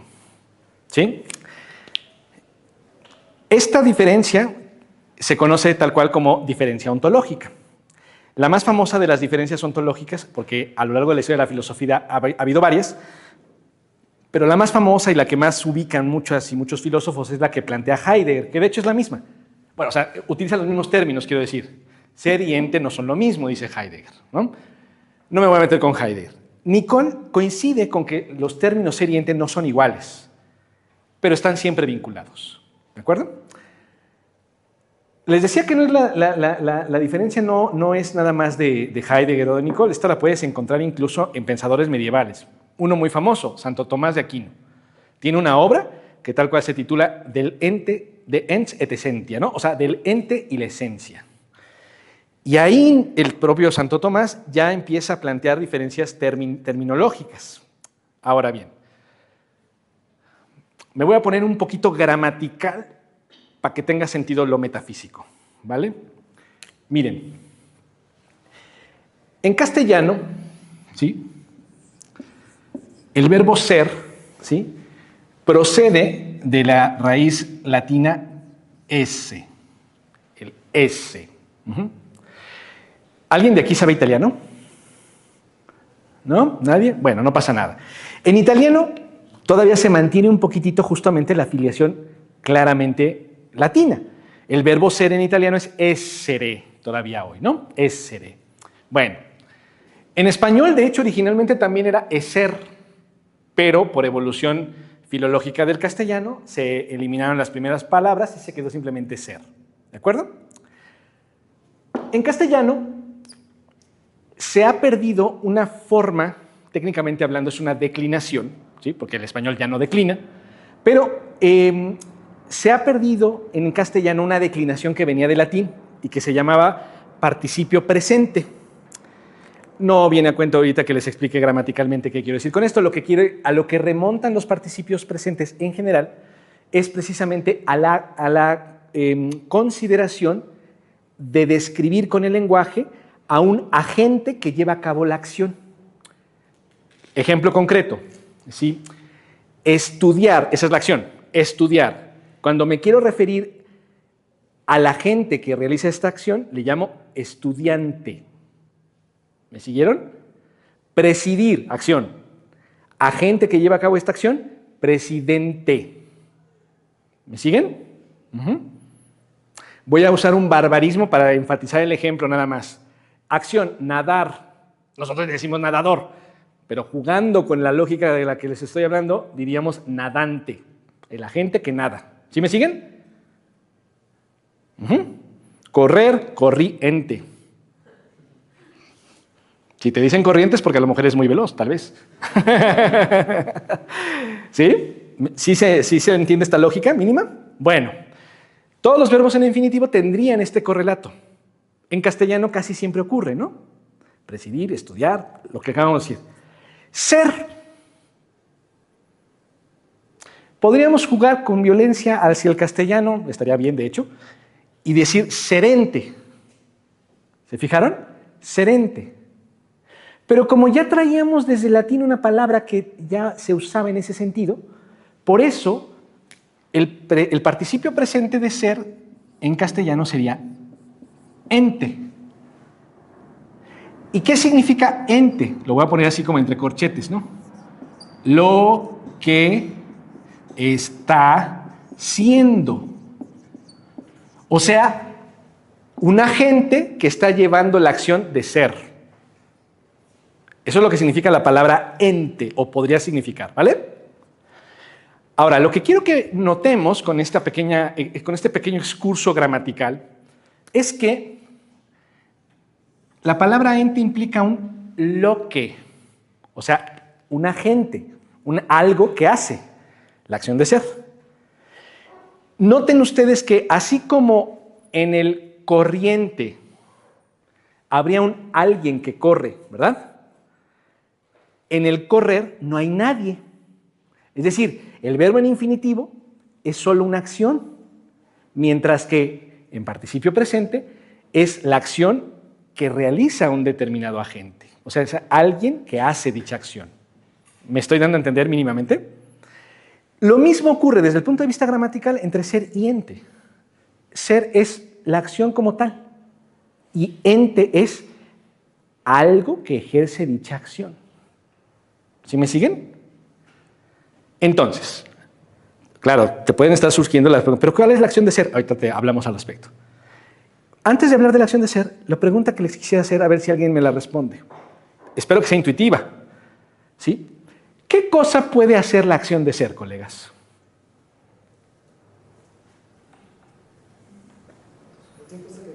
¿Qué? Cualquier cosa que existe. Totalmente correcto. Cualquier cosa. Ahorita lo de existe, déjenmelo tantito. Cualquier cosa. Claro. Cualquier cosa ejerce la acción de ser. Por ello es que puedes decir que cualquier cosa es un ente. ¿Sí? Claro, cuando hablamos de cosa tendemos a pensar en objetos materiales que podemos tocar. El plumón, la banca, el cuaderno, la compu, mi cuerpo, ¿no? Pero también podemos interpretar cosa en el sentido más abstracto. Por ejemplo, cuando digo número pi, ¿no? El número pi es una, comillas, cosa, ¿no? Pero en tanto que cosa, ejerce la acción de ser. Luego pi es un ente. ¿Se fijan? ¿Sí me sigues? Un ente es aquello que puede ser, si quieren verlo de esta otra manera, ente es aquello que puede ser objeto de mi pensamiento.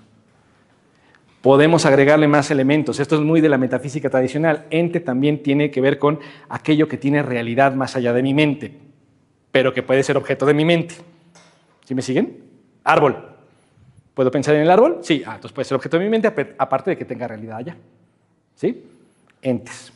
¿Sí? Francisco Suárez, que fue un filósofo ya más cercano al barroco español, es el filósofo más representativo de los jesuitas, ¿sí? Él hacía estas diferencias, ¿no? Hay entes de razón, o sea, que están en la mente, como el unicornio, el dragón, ¿no? Y están los entes de realidad, como el árbol, la vaca, Carlos. No confundir a Carlos con la vaca, por favor. ¿Sí me siguen? Entonces, pero aquí la cuestión es que ente tiene que ver con este agente que realiza la acción de ser, ¿vale? Y la acción de ser, ¿a qué nos remite? De manera muy general, obviamente lo que voy a decir ahora no es la definición de ser, porque si sí fuese ya me hubieran dado un premio o algo. Obviamente no es la definición. Pero lo podemos entender en un primer momento, la acción de ser como la actividad de persistencia, de mantenerse siendo a través del tiempo. ¿Sí? Entonces, la acción de mantenerse a través del tiempo lo puede hacer cualquier cosa. Por eso cualquier cosa puede llevar a cabo la acción de ser. Y la acción de ser es persistir. ¿Me siguieron? Mínimamente. La acción y el agente que hace la acción no son lo mismo, ¿cierto? Ergo, ser y ente no son lo mismo. ¿Se entiende la diferencia? Así gramaticalmente por lo pronto. Ahora, Nicole agrega a la diferencia que acabo de plantearles el hecho de que el ser no solamente es la acción de persistir, sino justo es la acción de manifestarse algo, lo que sea. Es decir, ser presencia. Ajá. El número pi, cuando lo piensas, se presenta. ¿Cómo se llama? El elefantino iconoclaísta o algo así se llama. Un animal ficticio que se inventa Rubén Darío. ¿Sí? Tal vez no lo conozcas, no importa, un día lo conocerás. O sea, no empíricamente porque no existe, desde luego. Pero un día, cuando te enteres de eso, aparecerá ante ti, tendrá presencia. Ese presenciarse, eso es el ser. Y eso es diferente de las cosas que se presentan. ¿Me siguen? Entonces, para Nicole, el ser es la presencia. Y como no puede haber nada ante ti que no se presente, es decir, si está ante ti, ya se está presentando. Luego la presencia es una constante, luego el ser es constante, porque el ser es presencia. ¿Me siguen? La cosa concreta que se presenta es un ente, pero el presenciar es ser. ¿Me siguen? Por esto Nicole dice, el ser con mayúscula, para diferenciarlo de ser con minúscula, es la presencia del ente. ¿Por qué puse que ser es el ente? Porque en latín, vuelvo a la cuestión etimológica, la palabra latina que proviene del verbo esse, el participio presente del verbo esse en latín es la palabra ens. Y la palabra ens se tradujo al castellano simultáneamente como ser, pero también se traduce como ente. ¿De acuerdo? Y de hecho, en castellano a veces usamos la palabra ser queriendo dar a entender ente. Les voy a poner otra vez un ejemplo gramatical para esto se afiance un poquito más. Miren ustedes. Fíjense. El ser humano, ¿no? El ser humano es parlante. O sea, habla, ¿no? Bueno, fíjense. Hay que ser humano para hablar. ¿Ok? La palabra ser aparece en ambas oraciones. ¿Está funcionando igual? No, ¿verdad? Acá arriba, cuando digo el ser humano es parlante, en esta de acá arriba puedo cambiar la palabra ser por la palabra ente. El ente humano es parlante y mantengo la idea íntegramente. Aquí, ente y ser, es lo que decíamos acá, ser es ente, el ser con minúscula. ¿Me siguen? Acá hay que ser, o sea, hacer la acción de ser y de ser al modo humano para hablar. Aquí no puedo cambiar la palabra ser por ente. Si lo hiciese, miren ustedes, hay que ente humano para hablar. ¿Qué? No tiene siquiera sentido. ¿Sí me siguen? Esto quiere decir que hay ocasiones, de hecho, en castellano en que la palabra ser es literalmente ente. Y Nicole, justamente usando esta consideración, por eso se refiere a ser con minúscula cuando hablamos de lo ente. Y ser con mayúscula para hablar de la presencia. Y esa sería la diferencia entre ser y ente para Nicole. ¿Mínimamente claro? ¿Sale? ¿Ok? Por favor. Chin, está bien difícil. suele decir que en la tradición heideggeriana, Sí. el ser se oculta. Por hablar de la tradición de la ocultación del ser. Eso. La metafísica en general, occidental, oculta el ser. Completamente. El ser no aparece, es esencia, está escondido, o se desvanece. Los textos heideggerianos tienen esa ambigüedad. Sí. O nunca aparece o desaparece el ser. Y no es. Claro. Y Nicole le responde, ese es también uno de los rasgos, yo creo que muy originales, que muchas veces no se destacan. Es correcto. Dice Nicole al revés, el ser siempre aparece en el ente. Eso. No se oculta nunca. No huye, no se esconde, no se difumina, siempre está en el ente. Eso es lo sorprendente. Claro. ¿No? No hay que ir a buscar a ningún lado. Ni está solo en la cabeza, ni está en el mundo ideal o en otro mundo. El ser siempre está presente en el ente. Eso es lo misterioso. Ese es el verdadero misterio para mí. No que esté oculto, sino que aparece. Ahora, ¿cómo aparece? A veces le damos un carácter de totalidad o de absoluto. Que hablabas en la temporalidad, eterno, lo absoluto. Así es. Y llega a esto a ser muy complicado y esto contradictorio. En los textos de Spinoza, ahorita me acordé, me acabaron con Congreso en octubre, y ahí vamos a hablar del concepto de eternidad. Claro. Ok. Fíjense, Spinoza plantea una parte de su ética que el ser humano, siendo un ente finito, mortal, tiene una experiencia de eternidad. ¿Cómo? Para mí realmente es imposible. Claro. Si es mortal, no puede ser eterno. Claro. Si es eterno, no puede ser mortal. ¿No? Pues no. Dice Spinoza, hay una experiencia de eternidad en lo finito. Claro. En el ente. ¿Cómo se supone? Como el ser, porque el ser está presente. La respuesta sería muy Nicole sería así, claro. Porque el ser siempre está presente, hay una dimensión en que el ente adquiere la conciencia de la permanencia plena, que sería la eternidad, sin límite. Claro. Además, cuando decimos lo absoluto, lo que no tiene límite. Y va a decir Nicole, no hay contrario del ser. Exacto. No, la nada no es un contrario del ser, es otro de los conceptos complicados. En la tradición hegeliana, la nada se opone al ser, pero es como la otra cara del ser, que parece lo indeterminado absolutamente. Mientras el ser sería algo totalmente determinado. Así es.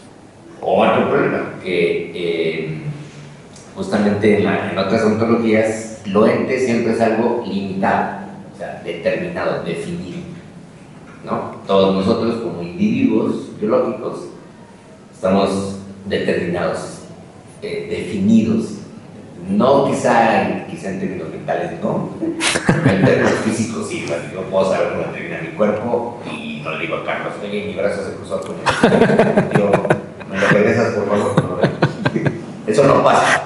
Si fuéramos, si puede haber un estado de plasma biológico, si fuéramos plasma biológico, nos confundiríamos todo el tiempo, pero como los cuerpos están diferenciados, son típicamente delimitados como entes, no hay manera de confusión. Pues, por eso, cuando ves una persona que les ha pasado y la confundimos con otra persona por el nombre o puede pasar, entonces te olvidas, bueno, a cierta edad ya nos pasa, y confundes a la persona. Incluso le asignas un nombre que no es, y la persona te dice, no, yo no soy aquel, ¿no? Me estás confundiendo, ¿no? Es que tú tienes en la mente, no coincide con este ente que soy. Entonces, ahí se agregan las complicaciones, pues solo que agregar esto que... Gracias, sí. Que Nicole dice, el ser siempre está presente. Eso. No se oculta, no se esconde, no se va. Y no es que por ser, sigue siendo absoluto, indeterminado o totalmente determinado, y siempre está presente. Y lo ente siempre es algo determinado, limitado, pero incluso puede ser permanente. Sí, claro. Exacto. Es algo muy contradictorio que parece en los textos de Spinoza, los entes eternos. ¿Cuáles son esos? Pues una dimensión de la existencia en donde no hay límite. Según Spinoza, esa es la dimensión mental. Claro. Bueno, regresando a lo de Nicole, y estos no son meros juegos de palabras, sino está tratando de identificar y corregir las definiciones de la metafísica. Por eso habla de una revolución en la metafísica, porque está corrigiendo la plana a un Hegel y a un... Sí, prácticamente toda la tradición, en efecto. La tradición tomista. Uh-huh. La tradición tomista, ese famoso texto que está a cargo de Tomás de Aquino, distingue entre ente y esencia. Sí. Es la otra forma del ser como esencia, ¿no? Uh-huh. Que también en el lenguaje utilizamos mucho la esencia de algo como aquello que no cambia, uh-huh, que es en lo que consiste y que no se muestra. Uh-huh. ¿No? Entonces, parece que no vemos las esencias. Nicole diría, sí las vemos, uh-huh, pero otra cosa es definirlas. Claro. Tenía una duda. Entonces, en esta pedagogía, uh-huh, el ser se convierte como una actividad, ¿no? Buena pregunta esa. No solamente. En realidad, para Nicole,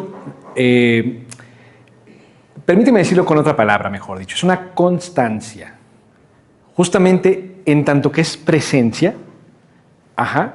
O sea, no es en un sentido estricto algo así como una actividad como tal, sino más bien aquello que continuamente ocurre con los entes. O sea, donde sea que veas a un ente, acontece su presencia. Ajá, o sea, eso lo entiendo. Uh-huh. Lo que me queda duda es, te pregunto por esto de la actividad, uh-huh, porque no sé qué es lo que le dona el ser al ente.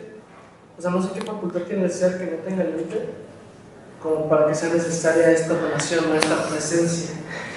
Entonces, tal vez estoy un poco... Sí, entiendo la duda, es correcta, sí. A ver, lo que sucede es que el ente de suyo, vamos a poner un ejemplo muy concreto. Supongamos que, como le hacen los químicos, estudian al final del día entes, cosas que son, ¿sí? Tú puedes diseccionar una determinada molécula, puedes llegar hasta su condición atómica, puedes ir incluso más adentro. Pero en ningún lado vas a poder extraer de ese ente el elemento que puedes llamar, ¡ay, aquí está su presencia!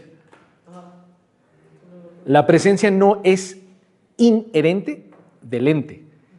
La presencia es es con lo cual acompaña el ser al ente. ¿Sale? Ajá. Listo. Sí, como el trasfondo, ajá, la base de lo que aparece algo. Exacto. Luego en la ciencia se ven los términos objetos teóricos.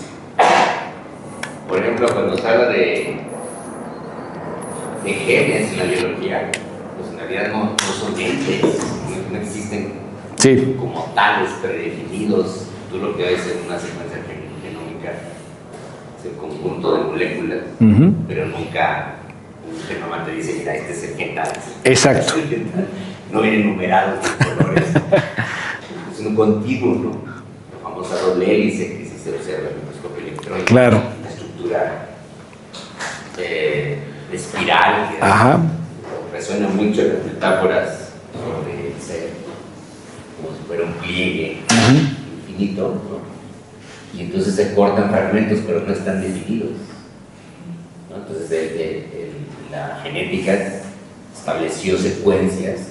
Entonces dice teóricamente, esto es un gen, esto es otro gen, y vamos a quitar y poner, pero no es muy preciso. Claro.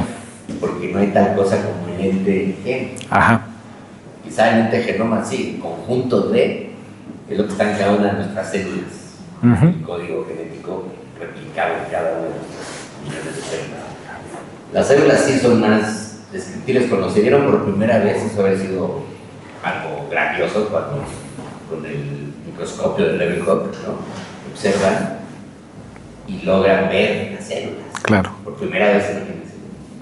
Ahora, los términos de la física, ahora que se celebran en la mecánica cuántica, y los quarks y las micropartículas y los antiprotones y los no sé qué, nadie ha visto. Claro. No son entes como tales, son términos teóricos que se suponen en una ionización que funcionan a un nivel subatómico que es imposible observar, digamos, visualmente. Ajá. Y se observa por los efectos eléctricos, electroquímicos, magnéticos, etc.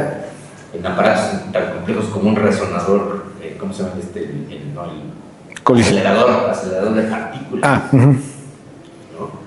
Que es un instrumento de varios kilómetros de diámetro, donde se acelera a la máxima velocidad la materia y se hace chocar a las partículas. El colisionador de hadrones.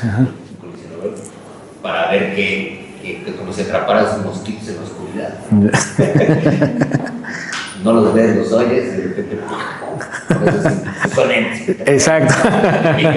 Con contundentes. Claro que ese ente sí existe, que no es una invención teórica, ¿no? Pero quizá en el caso de los genes o de algunos virus, ¿no? Son difíciles de definir. Entonces, todos esos entes que no están bien precisados pues, parecen meramente hipótesis mentales, pero todos esos son. Exacto.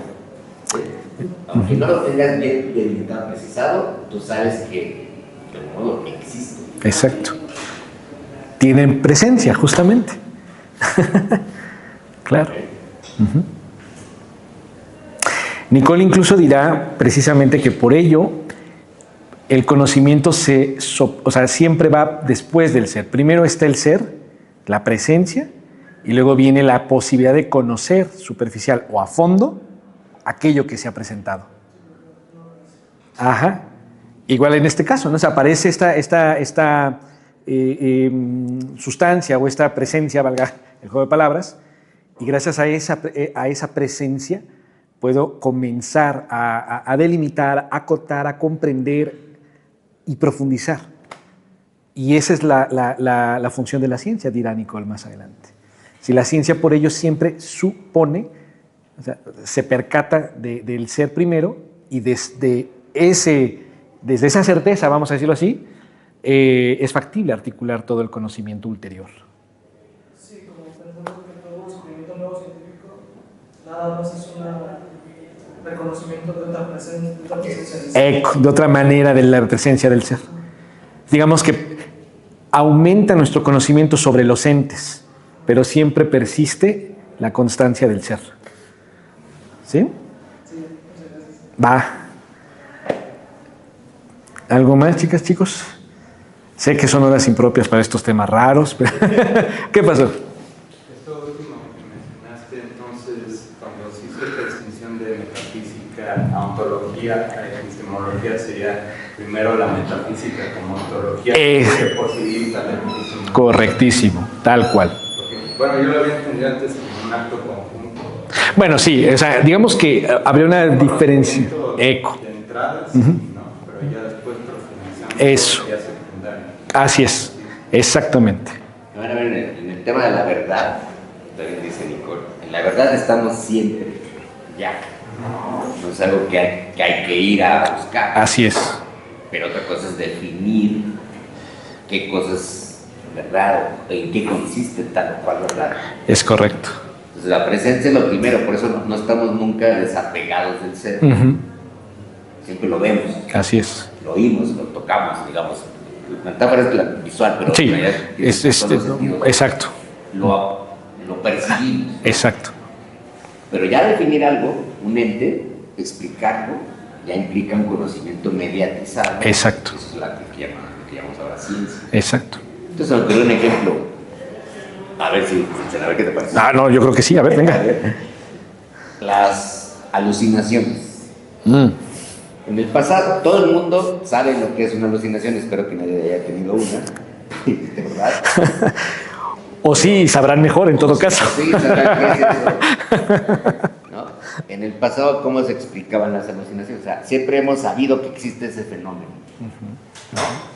Una persona percibe algo que aparentemente no es real, ¿no? Que está sucediendo. Puede ser visual, auditivo o audiovisual, o incluso táctil, sí. ¿Cómo se explicaban en el pasado? Pues una posesión de las divinidades, una posesión diabólica que tomó a esa persona y que le hace sentir tal cosa, ¿no? Es el famoso genio maligno. Así es, de Descartes, ¿no? Descartes y piensa, ¿qué tal si un genio maligno, que no puede ser Dios porque es bueno, me engaña y me hace creer que mi cuerpo y que tal, y que estoy aquí, y nada de esto es cierto, es una alucinación. Bueno, después sabemos también por muchas tradiciones que sustancias psicotrópicas de todo tipo producen esos estados mentales en que la gente percibe algo que no existe, pero se da, ¿no? Su experiencia. Sí. Hoy se sabe un poco más que ciertos fenómenos en la frecuencia neuronal pueden producir las alucinaciones. Y lo más terrorífico es que hubo un experimento que se publicó hace poco en la revista Nature, unos neurocientíficos lograron producirle con un aparato de estimulación magnética en el cerebro a unas ratas, lograron producirle alucinaciones visuales. Entonces quiere decir que si tú modificas de alguna manera la bioquímica y electroquímica del cerebro, tú puedes generar la alucinación. Entonces, no fue una sustancia, no fue una divinidad ni un genio maligno, sino una alteración técnica del cerebro, y pues lograron producirle a la rata. ¿Y cómo se dieron cuenta? No, la rata no dijo, ¡ay, estoy alucinando! Sino su comportamiento, claro, su comportamiento, creyendo que había algo que no había. Y lo creía la rata. Por ejemplo, no sé, un pedazo de queso, ¿no? Sí, claro. Y no existía más que en tu mente, ¿no? Entonces el fenómeno ha estado presente todo el tiempo, que es una característica no solo del cerebro humano, sino de muchos otros animales, sobre todo mamíferos, que tenemos alucinaciones. Podemos representarnos algo que de hecho no existe como ente más que en la representación mental, pero aparece. Entonces explicarlo ha tardado tiempo, y no solo hemos tratado de entender cómo se produce, sino generarlo artificialmente. Fíjense, ¿no? O sea, hay una mediación distinta sobre la base del mismo fenómeno. Sí, claro. Que se ha conocido desde hace mucho. También están los sueños, hay gente que sueña despierta. Si alguien tiene esa experiencia, no es nada normal, pero es extraordinaria. No todo el mundo soñamos. Lo normal cuando soñamos es estar dormido. Sí. Pero hay gente que sueña despierta. No sé si conozcan más. Tienen ensoñaciones y parecen alucinaciones. Hay otros neurocientíficos que decían, sí, lo normal es que las alucinaciones cuando estás dormido se llaman sueños, ensoñaciones, pueden ser buenos, malos. Y si sueñas despierto, eso ya parece más psicosis, ¿no? Es un estado de alucinación. Claro. Que tu mente, que le hace al cerebro, genera una serie de representaciones de entidades que no existen en el mundo como tal. ¿Cómo ven? Y es que es bien interesante porque este tipo de ejemplos, por ejemplo, en algún sentido podrían ser todavía albergados en la teoría de Nicole, porque justo que no tengan presencia efectiva no quiere decir que no sean. ¿Sí? ¿Qué pasa?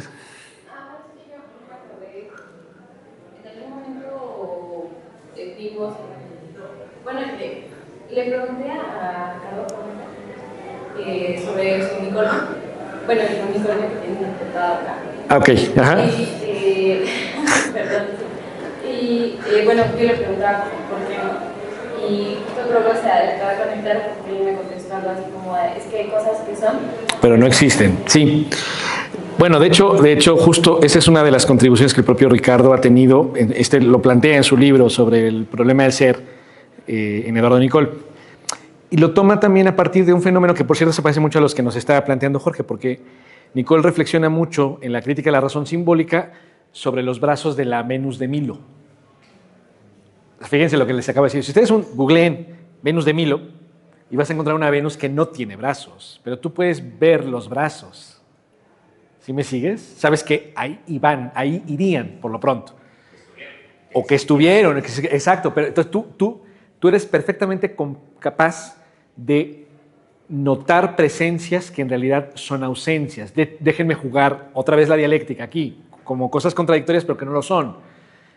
Toda ausencia, para que la notes, tiene que estar presente. Por supuesto, que es un poco lo que nos estaba diciendo Jorge, claro. O sea, tú puedes notar cosas aunque no estén presentes. ¿Sí? O sea, la presencia alberga incluso cosas ausentes. Por eso uno puede efectivamente percibir dolores fantasmas, alucinaciones, ensoñaciones. La presencia permite todo eso, ¿sí? O sea, okay, esto va ¿cómo se dice? En abono de la idea de que al ser no se le opone nada, dice Nicole. Justamente. Porque, o sea, ausencia no es el antónimo completo de presencia. Para que tú notes una ausencia o notes algo que no está presente, lo tienes que notar como presente. La presencia es lo perenne, para decirlo de otra manera. La experiencia del duelo, cuando muere una persona, claro, o obviamente también un animal muy querido, claro, la persona siente su ausencia. Así es. Sufre su ausencia porque está ahí presente. Exacto. Ajá. Uh-huh. Me parece contradictorio. Dice, bueno, pues ya no está. ¿Por qué me duele? ¿Por qué lo tengo en la mente? No está ónticamente, eco, pero está presente ontológicamente. ¿Sí? Otra variación. Pues si quieren paramos aquí por hoy. Sí. ¿No? Muy bien. Lo siguiente, continúas con el... Continúo con estas cosas metafísicas. Muchísimas gracias, chicos. Gracias.